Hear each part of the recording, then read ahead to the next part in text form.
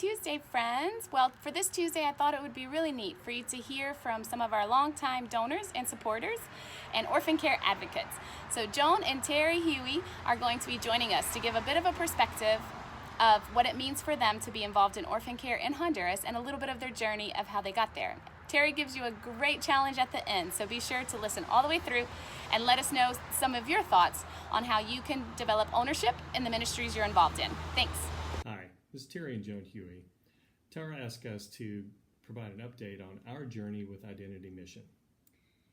Back in 2012, Terry and I each felt God leading us to go on a mission trip that our church was coordinating and use Family Vacation to do that. And prior to that, Family Vacations had been visiting family, exploring new areas, and so we didn't really know how our girls would feel about that.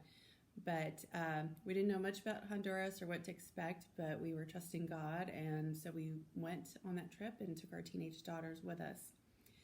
We went with a group from our church that was partnering with another organization, and that trip had several seasoned vets with a heart for orphan care, so it's just a really neat group to go with. Going in, we didn't have a passion for Children of Honduras, and we really just had a willingness to go and really just kind of had the attitude of, how can we serve? The focus of that trip was like the morning time would be spent at a government-run orphanage where we would play with the kids, play games, do music with them, crafts, snacks, swinging, lots of swinging, lots of swinging.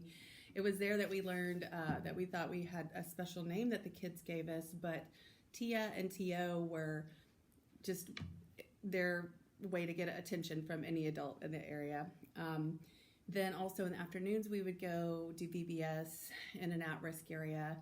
And that was a little more structured. We would focus on teaching them about Jesus, and the big difference there was at the end of the day, they had a home to go home to.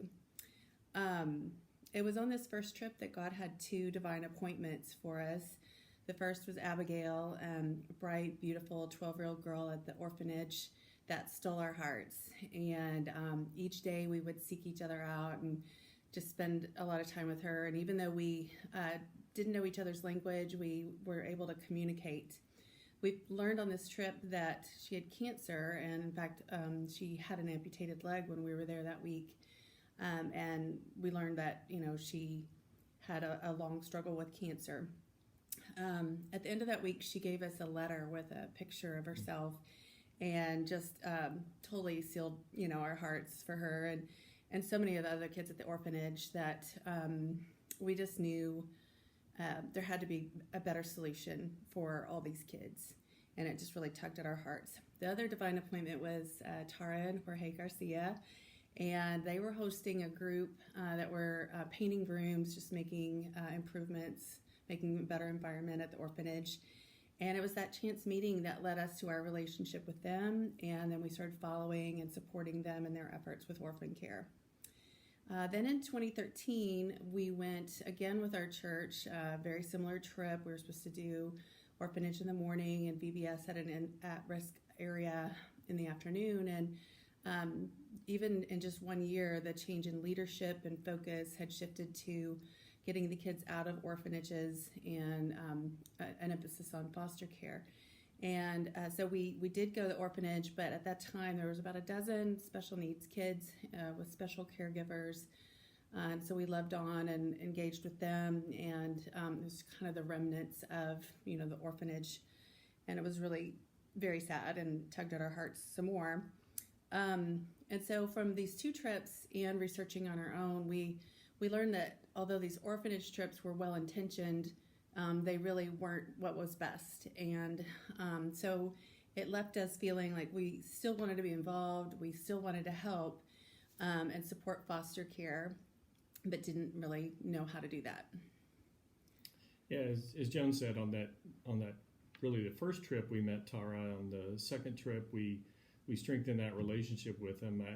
If I'm honest, in that first year, I was reaching out to Tara, getting information about Abigail as well as reaching out to some other ministries. But the relationship grew, and we started following Identity Mission, really reading more of the information that they had available and better understanding the true mission that was there around orphan care and how important it was for kids to have a place where they belong and be part of a family, be part of that nurturing culture.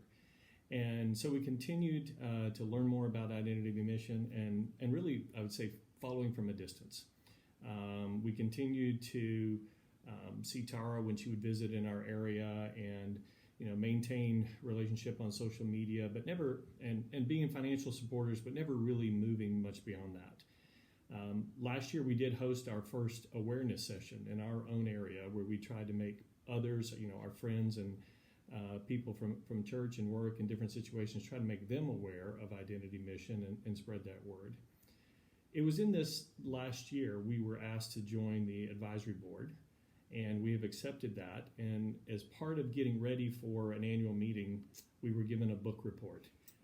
So we had a book that we had to read, and the book was talking about how you grow your donors. And the word kind of struck me because that's what we were. We were donors, and it's really focused on moving people from being donors to what they call champions. And it talks about moving people from being just participants. And a participant is somebody who financially supports, like follows on social media from a distance, not heavily involved. And quite frankly, that was us for a number of years. Moving people beyond participant to try to be more engaged. Engaged becomes you're willing to talk more. You're sharing about the ministry with others, and not just when asked to do it. It's because it's a shared cause. It's something that's important to you. And then ultimately trying to move people into being what they called owners, who truly share the cause, feel ownership for it, even if they're not on the ground participating daily like others.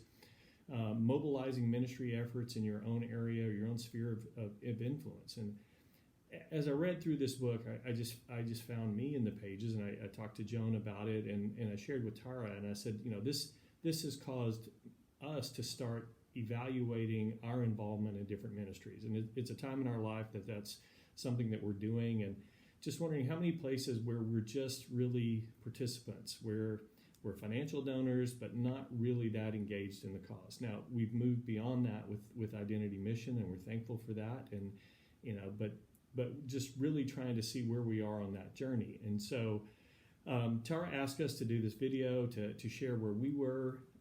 Don't know where you are in your journey, but if this in any way helps you, I would encourage you to evaluate your role and where you are on that journey. Thanks. Thank you.